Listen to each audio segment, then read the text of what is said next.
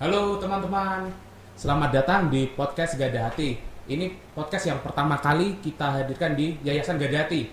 Dan pada kesempatan ini, podcast Gada Hati mempersembahkan tentang aku berkebutuhan khusus, aku bisa.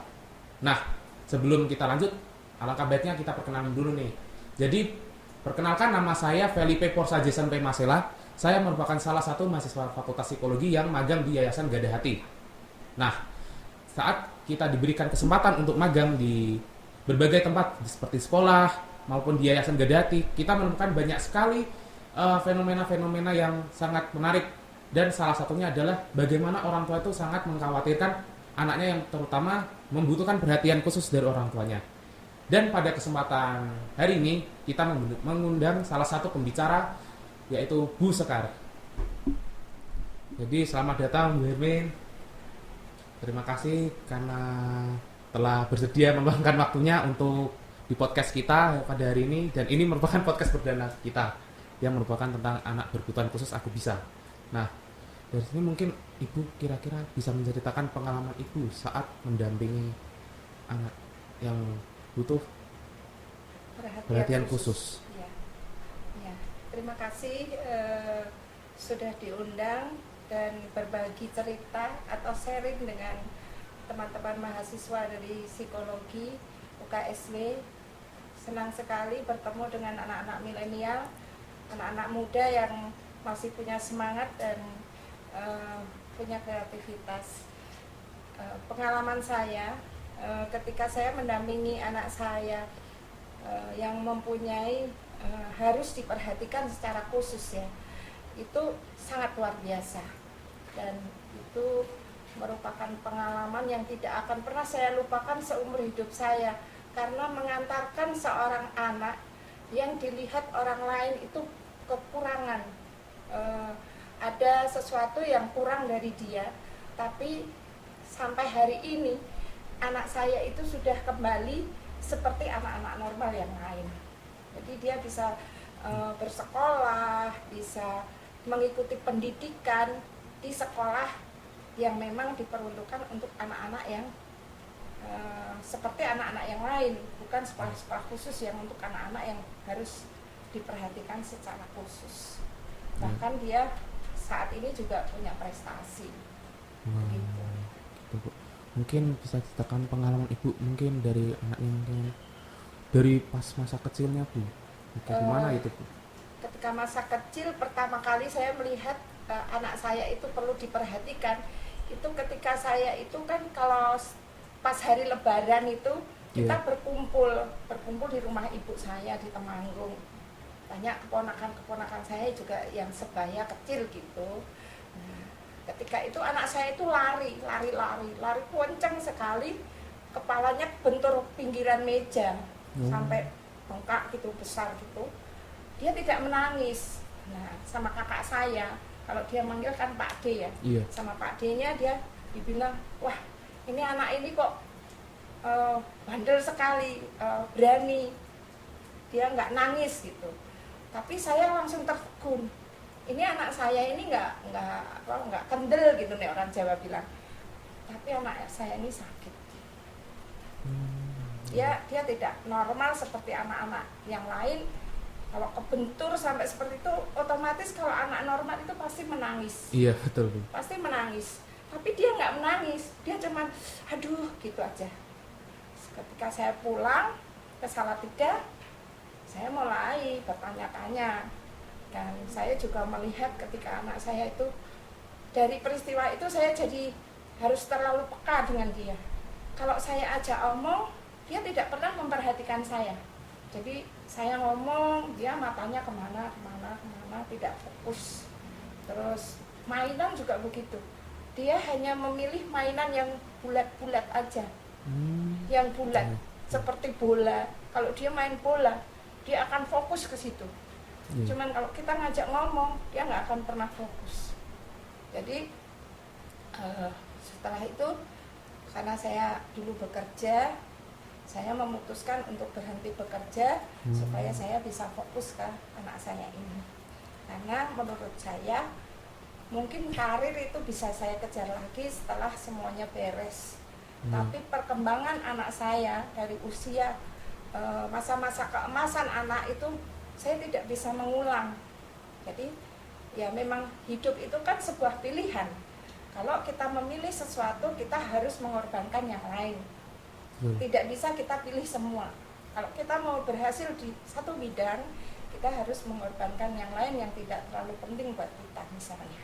Nah, akhirnya saya fokus ke anak saya. Ketika dia sudah usia sekolah, TK, di playgroup karena masih bermain, tidak terlalu bermasalah buat dia. Tapi ketika dia masuk di TK, ini yang mulai menimbulkan masalah. Ketika teman-temannya semua bisa duduk baik, duduk tenang, anak saya jalan di kelas.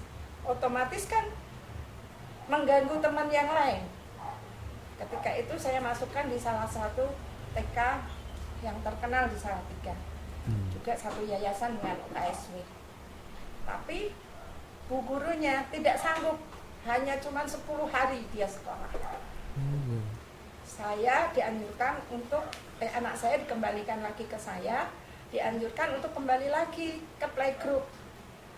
Saya berpikir anak saya sudah seusia dia, sudah keluar dari playgroup, masa saya kembalikan ke playgroup lagi? Dia tidak akan berkembang. Akhirnya memang Tuhan itu maha adil. Saya ketemu dengan seorang teman, dia dulu mengajar di Jakarta khusus untuk anak-anak autisme. Dia membuka sekolah TK di Salatiga. Saya titipkan ke beliau dan anak saya menjadi murid yang pertama kali masuk di situ. Waktu itu temannya cuma ada sekitar 6 orang. Akhirnya saya banyak belajar dari situ. Banyak belajar bagaimana saya harus mendampingi anak yang mempunyai anak saya mempunyai harus diperhatikan secara khusus supaya dia bisa fokus, bisa membawa dirinya. Intinya supaya dia tidak semaunya sendiri, karena kan susah dikasih tahu. Akhirnya saya belajar dari sekolah, juga saya baca-baca buku, saya cari literatur yang bisa mendukung saya untuk mendampingi dia. Uniknya kalau sekolah, dia tidak boleh diantar naik mobil, naik motor, tidak boleh. Dia harus jalan kaki, Mas. Dari rumah saya di perumahan Wahid sampai ke Jalan Senjoyo, itu saya harus jalan kaki berangkat sekolah. Gandeng satu anak itu sama dengan mungkin ngomong anak 15. Bener, keringet saya itu sampai bercucuran karena geraknya nggak karuan. Jadi tujuannya saya tidak boleh naik apa-apa supaya energinya dia berkurang. Nanti kalau di sekolah dia sudah tidak full energi lagi, dia mau duduk manis, mau mendengarkan. Setiap hari bu gurunya laporan ke saya. Hari ini dia sudah bisa duduk 5 menit. 5 menit itu prestasi. Bisa duduk 5 menit itu prestasi. Besok lagi bisa duduk 10 menit. Besok lagi bisa duduk 15 menit. Setiap gurunya SMS, kalau zaman dulu SMS, saya itu hatinya kayak mau jatuh. Deg-degan, ini anak saya ini berulah apa lagi nih di sekolah. Deg-degan saya mesti. Tapi begitu sampai di sekolah, saya dipanggil bu guru, diceritain perkembangan anak ini, ternyata tidak membuat saya khawatir. Terus sampai dia lulus TK. Lulus TK, saya masukkan, kalau saya kembalikan lagi ke SD yang di TK-nya dulu, pasti ini ditolak, saya gitu. Tapi ada yang menyarankan bahwa anak saya ini harus dimasukkan ke sekolah khusus. Tapi kalau saya masukkan ke sekolah khusus, ke sekolah yang untuk anak-anak berkebutuhan khusus, padahal anak saya tidak seperti itu. Anak saya cuma terlalu aktif, cenderung ke arah autis, tapi belum. Terus dia tidak bisa konsentrasi, tidak bisa mengendalikan diri. Dia cuma seperti itu. Jadi gerak motoriknya dia sama pikiran sama bicara itu tidak sinkron, cepat pikirnya daripada ngomongnya. Sampai dia kelas 2 SD itu ngomongnya belum lancar. Jadi waktu TK tuh ngomongnya cuman bisanya gini, Mas. Apa tuh, gitu aja. Cuman seperti itu. Cuman dia kecerdasannya itu lebih. Jadi ngomong sama pikiran itu cepet mikirnya. Jadi ngomongnya susah gitu. Pernah lihat kayak Pak Habibie itu kan, dia kan cerdas, tapi bicaranya kan agak susah. Ya, seperti itu, hampir seperti itu. Anaknya seperti itu. Terus akhirnya suruh masukin ke SLP. Saya berpikir kalau anak saya masuk SLP, otomatis dia akan mengikuti lingkungannya dengan teman-temannya yang sesama anak-anak yang punya kebutuhan khusus. Saya nggak mau itu. Akhirnya saya ketemu kepala sekolah, saya sampaikan, saya minta tolong anak saya, tolong dibolehkan sekolah di sini. Saya tidak mengejar dia prestasinya tinggi, tapi cukup dia bisa mengikuti, bersosialisasi di sekolah, bisa ngikutin sekolah di situ. Saya sudah berterima kasih. Dengan perjuangan setiap hari saya bimbing banyak sekali masalah yang saya harus lewati di sekolah. Masalah dengan teman, masalah dengan guru. Dan guru kan tidak bisa, kadang karena muridnya banyak, dia tidak bisa memahami anak ya, satu persatu nggak bisa. Kadang anak saya sulit sekali untuk diarahkan. Maksudnya dia nggak nakal, Mas, tapi dia tidak bisa konsentrasi gitu. Akhirnya berjalannya waktu, lulus SD, lolos. Nilainya juga nggak terlalu jelek, cuman dia nggak menonjol lah. SD itu belum menonjol. Akhirnya dia mau masuk sekolah di Stella. Sekolah di Stella saya agak ayem karena dibimbing suster. Di situ disiplinnya ada. Di SMP nggak ada kendala. Cuman dia ada kendalanya di pelajaran matematika. Mungkin karena tapi bukan cuma dengan anak saya sih, banyak yang tidak itu dengan gurunya.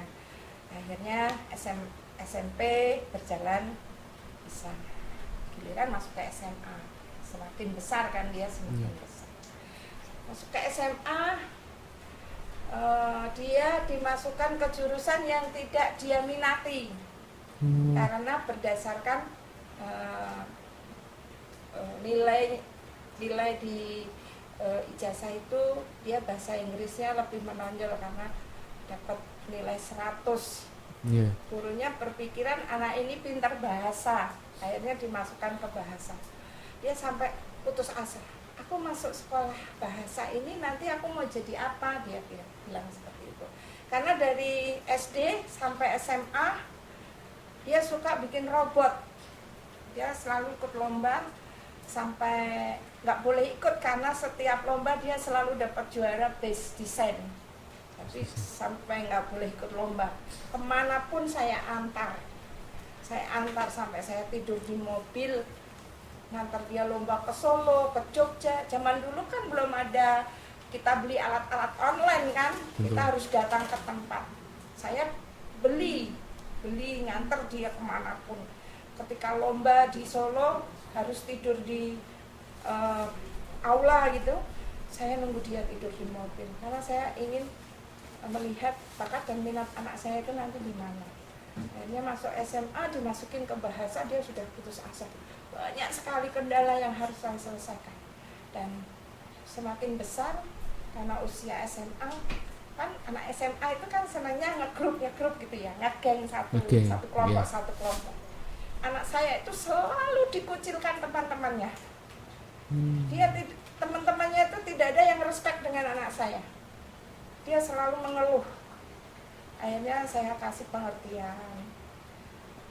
pengertian, dia bisa berjalan sampai lulus. Nah, ceritanya dia itu di SMA tidak sesuai dengan keinginan. Saya sudah berusaha ke Pak gurunya untuk pindah ke kelas IPA, tapi katanya sudah penuh. Akhirnya dengan terpaksa dia ikut bahasa. Dia sering ikut anak bahasa, kok ikut lomba robotik. Nggak ada yang mensupport, nggak ada yang mendukung. Bahkan sekolah pun nggak mendukung dia. saya biaya sendiri. Tapi ketika menang piala piagam itu kan membanggakan sekolahnya, bukan mamahnya. Karena sekolah nggak mensupport anak bahasa kok ikut robotik, kan aneh. Dia sampai membimbing adik-adik kelasnya itu di ekstrakurikuler robotik. Itu. Akhirnya dia nggak srek. Saya bilang, kamu jangan putus asa. Walaupun kamu di bahasa, sepengetahuan mama kalau masuk ke universitas yang bukan negeri mungkin bisa diusahakan. Akhirnya saya tidak ngasih dia ikut pendaftaran universitas negeri. Kamu sekolah di UKSW aja. Akhirnya di UKSW dia daftar ke keterimanya di TI yang kampus atas itu. Nah itu ketika saya mau membayar Mbak Yola apa Mbak siapa ya bilang begini, Ibu, anak ibu ini jangan bayar dulu. Lah kenapa Mbak? Saya melihat dia itu pikirannya nggak kesini loh. Kayaknya dia nggak berpikiran untuk masuk sekolah di sini. Saya takut nanti dia akan kecewa atau putus. Lebih baik ibu turun lagi ke kampus pusat. Dia pikirannya ke Fakultas Elektro. Kok Mbak Yola bisa tahu? Saya bisa membaca Bu, karena saya orang psikologi ya. Mbak Yola, saya dijamin nggak kalau saya turun ke kampus ke Fakultas Elektro, seandainya nggak diterima, boleh nggak masuk ke sini? Karena anak saya harus sekolah di mana? Saya gitu. Saya jamin Bu, kalau di sana nggak terima, saya akan terima dia di sini. Akhirnya saya turun ke kampus, saya ke Fakultas Elektro ketemu Pak Dekan. Saya ceritakan semua dari awal anak saya kendalanya seperti ini. Saya ceritakan, Pak Dekannya ternyata punya hati yang lapang, dia baik sekali. Dia bilang, Ibu tunggu saya 3 hari karena saya harus membicarakan dulu dengan dosen-dosen yang lain karena kampus ini kan bukan milik saya. Akhirnya saya tunggu 3 hari, saya dapat berita bahwa anak saya boleh masuk walaupun dari jurusan bahasa, boleh masuk ke Fakultas Elektro, tapi dengan syarat dia harus tes dan nilainya harus minimal 8,5. Akhirnya dia pulang sekolah, saya kasih tahu WA-nya, kamu siap nggak? Aku siap. Dia bilang, Mama aku siap, aku coba. Saya bangganya dengan anak saya ini, dia itu tidak pernah down, tidak pernah putus asa. Apapun akan aku coba. Gitu. Dia selalu pengen mencoba. Akhirnya hari Jumat dia mau tes pulang sekolah, Mama antar nggak, aku tes sendiri. Dia tes, di sana tes, saya nggak ngerti. Tesnya masuk fakultas itu seperti biasa. Seminggu kemudian saya dapat kabar, dapat surat dari UKSW bahwa anak saya itu diterima masuk di Fakultas Elektro dengan nilai tesnya 8,5. Saya sujud syukur sekali. Tapi di tengah kebahagiaan saya itu saya juga terbesit rasa khawatir. Anak saya ini anak bahasa, dia masuk elektro. Apakah anak saya mampu mengikuti? Saya gitu. Saya bilang, adik mampu nggak ngikutin? Saya coba mah. Semua kan harus dicoba. Kalau belum dicoba kan kita belum tahu aku mampu apa enggak. Dia nggak pernah, anak saya itu anaknya diem, rendah hati sekali. Dia tidak pernah, dia kalau saya menyanjung atau bercerita ke orang anak saya gini, dia nggak pernah boleh. Jangan terlalu menyanjung saya. Saya hanya anak biasa aja. Dia sering bilang seperti itu. Akhirnya dia kuliah sampai hari ini dia sudah masuk ke skripsi. Dan IP-nya 4. Dia juga sudah selama berapa tahun terakhir ini dia asdos di mata kuliah yang saya rasa yang sulit-sulit di elektro itu yang bukan dia. Dan banyak sekali teman-temannya yang di atas kakak tingkatnya datang ke rumah untuk belajar bersama. Ya saya berharap perjuangan saya dari dia kecil seperti itu susah sekali lah perjalanan saya, karena dari kelas 3 SD dia sudah ditinggal, papahnya meninggal. Jadi saya mengurus dia sendiri, karena papanya sudah nggak ada kan, otomatis saya harus bekerja. Betul. Bekerja lagi. Jadi ya saya sambil bekerja, saya sambil membimbing dia. Di awal papahnya meninggal, saya katakan ke dia masih kecil. Sekarang papa sudah nggak ada. Hidup kita sudah tidak seperti dulu ketika papa ada. Mama mau tidak mau harus bekerja, harus meninggalkan kalian di rumah. Kalian harus bisa jaga diri, harus baik-baik, harus belajar. Jangan sampai sekolah kalian putus hanya karena mama tinggalin kalian sementara untuk bekerja. Kalian harus punya tanggung jawab masing-masing. Itu yang dipegang anak-anak saya. Akhirnya sampai saat ini anak saya lagi nunggu ujian akhirnya, skripsinya. Ya semoga apa yang menjadi perjuangan saya selama ini untuk anak-anak itu nanti ada hasilnya. Dan pengalaman saya ini semoga menjadikan orang tua yang lain yang anaknya mungkin bermasalah seperti saya, yang butuh perhatian khusus, apalagi buat ibu-ibu yang mempunyai anak yang mempunyai kebutuhan khusus, jangan merasa sendiri. Banyak sekali orang-orang yang baik, yang membantu, yang memberi masukan, yang kita bisa ajak sharing untuk menjadikan anak-anak kita ini anak-anak yang bermanfaat, yang punya masa depan. Jadi orang tua harus benar-benar full memperhatikan mereka agar masa depan mereka itu tidak terpuruk atau tidak jatuh hanya karena kekurangan mereka. Di balik semua kekurangan anak-anak seperti ini, Tuhan itu memberikan kelebihan yang luar biasa. Jadi orang tua tidak boleh putus asa. Kita sama-sama pendidik anak-anak kita supaya menjadi anak-anak generasi penerus yang bisa bertanggung jawab terhadap masa depan dan kehidupannya, berguna bagi masyarakat di sekelilingnya. Itu sudah luar biasa, menjadi anak yang baik. Kita tidak perlu menuntut seseorang menjadi yang terbaik, cukup menjadi baik, itu sudah luar biasa. Seperti itu cerita saya, semoga menjadi menjadi inspirasi buat orang tua yang lain yang saat ini sedang mengalami seperti saya. Gitu, Mas. Luar biasa sekali cerita Bu Hermin, karena bagaimana seorang orang tua yang bahkan saat kelas 3 anak dari ibu sudah ditinggal ayahnya, ibu menjadi orang tua tunggal. Bagaimana ibu selalu memperhatikan, mendukung anaknya agar menjadi orang sekarang saat ini yang sudah jadi.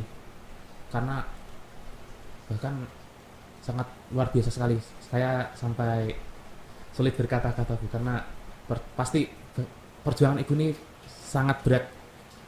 Tidak bisa digambarkan lagi kayak gimana beratnya, tantangannya yang sudah dilewati ibu dari masa kecil hingga sekarang saat ini.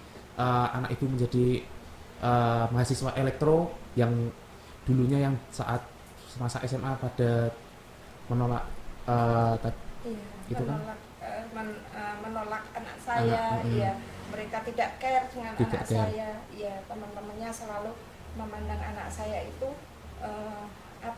beda dengan yang lain. Karena sungguhnya itu orang tua lah yang bukan orang yang terdekat dari anak-anak.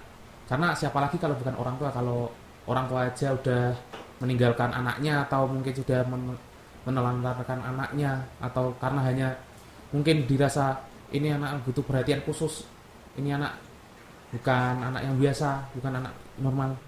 Tapi jadi dari cerita ibu ini kan sangat menginspirasi sekali bagi orang tua di luar sana yang mungkin membutuhkan anak yang membutuhkan perhatian khusus terutama. Nah, mungkin Ibu ada pesan untuk orang tua yang memiliki anak yang perhatian khusus begitu, Bu? Nah, untuk orang tua yang memiliki anak yang butuh perhatian khusus, apalagi anak-anak yang membutuhkan atau pendampingan khusus ya, kayak berkebutuhan khusus seperti itu.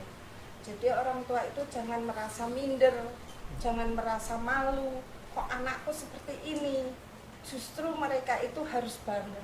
Tidak semua orang tua diberi kesempatan untuk memiliki anak seperti itu yang mereka harus fokus untuk mendampinginya. Mereka di zaman sekarang ini mereka tidak sendiri. Mereka banyak sekali literatur, banyak sekali sekolah-sekolah yang mendukung anak mereka untuk maju. Apalagi sekarang ada pendidikan inklusif.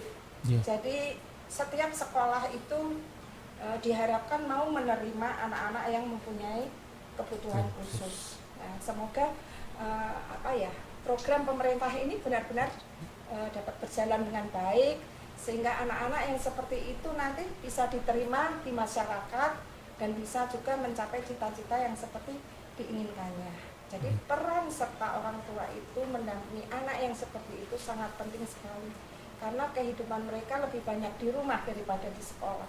Jadi seorang ibu itu harus bisa memperhatikan anak saya. Ketika anak itu dirasa lain, orang tua harus lebih tanggap, lebih merespon anaknya. Jadi anak saya ini kebutuhannya seperti apa, saya harus bisa mendampinginya dengan baik. Jadi orang tua yang mempunyai anak yang mempunyai perhatian khusus, saya harapkan mereka mempunyai semangat untuk mengantar anak-anaknya menyongsong kehidupan yang lebih baik, masa depan yang lebih baik, mencapai cita-citanya. Karena anak-anak seperti ini pasti Tuhan berikan kekurangan, tapi Tuhan juga memberikan kelebihan yang luar biasa. Seperti itu.